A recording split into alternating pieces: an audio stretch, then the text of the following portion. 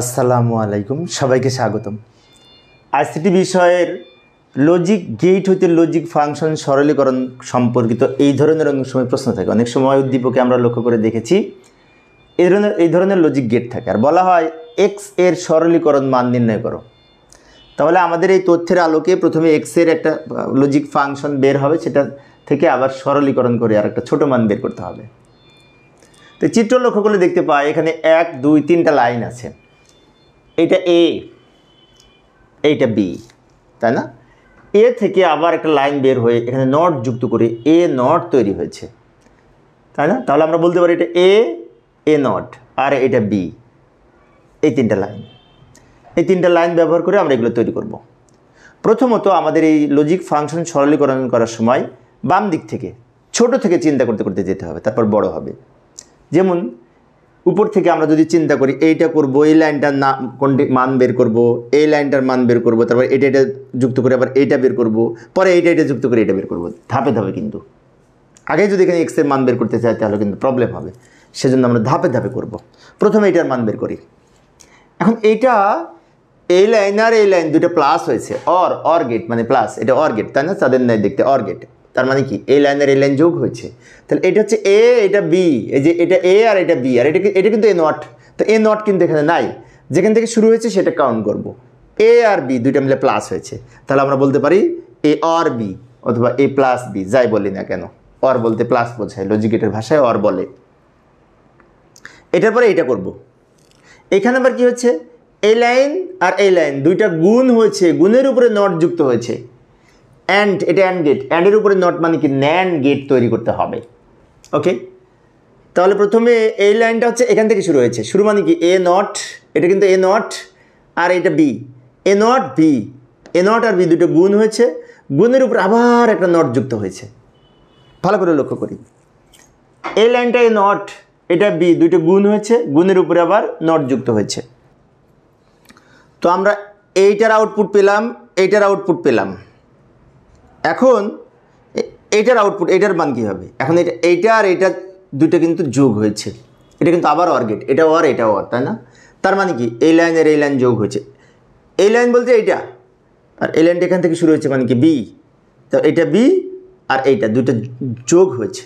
তাহলে আমরা এটা লিখতে পারি এটা প্লাস বি। লক্ষ্য করি, এইটা এই লাইনটা যোগ এইটা হচ্ছে বি।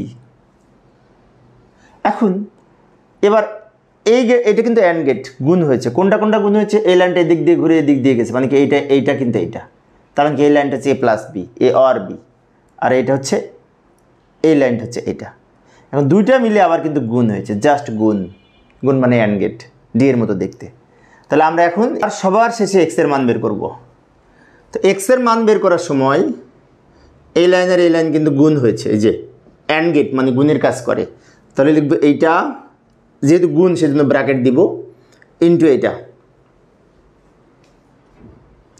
ফাইনালি এক্স এর মান হলো আমাদের এইটা, কিন্তু আমাদের সরলীকরণ করতে হবে, এক্স এর একটা মান আলাদা করে বের করতে হবে।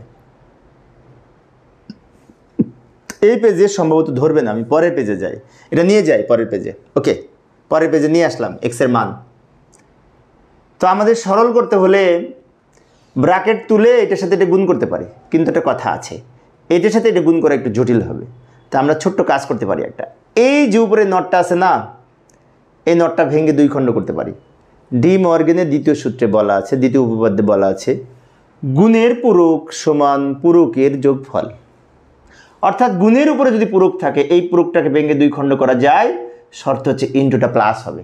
এটা ডি মর্গেনের উপপাদ্য তো আমরা জানি, সেই উপপাদ্য অনুযায়ী আমরা প্রথমে এইটা রেখে দিলাম আর এইটা ভেঙে নিলাম।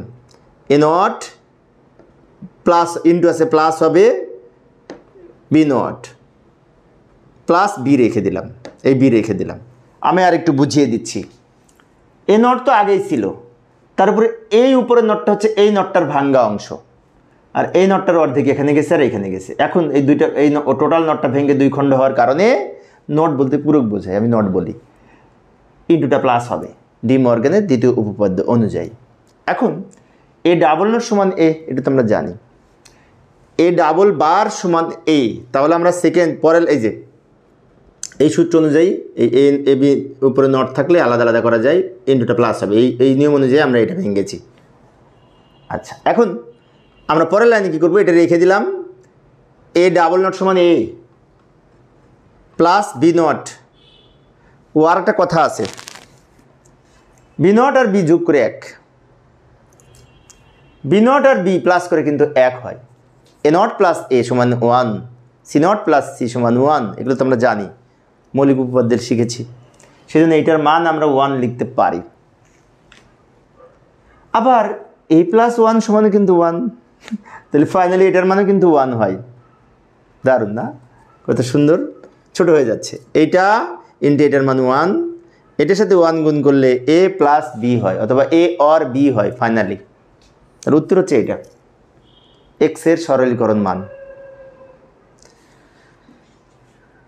তো প্রিয় শিক্ষার্থী বন্ধুরা, এই অধ্যায়ে সৃজনশীল প্রশ্নের প্লেলিস্ট আমি ভিডিও ডেসক্রিপশনে দিয়ে রেখেছি। অনেক শিক্ষার্থী আমাকে বলে যে স্যার সৃজনশীল প্রশ্ন সমাধান করে দিলে ভালো হতো। আমি প্রত্যেকটা ভিডিওর ডেসক্রিপশনে সৃজনশীলের অনেক প্রশ্ন দেওয়া আছে, ওখান থেকে তোমরা বোর্ডের প্রশ্ন দেখে নিতে পারবে। ধন্যবাদ সবাইকে।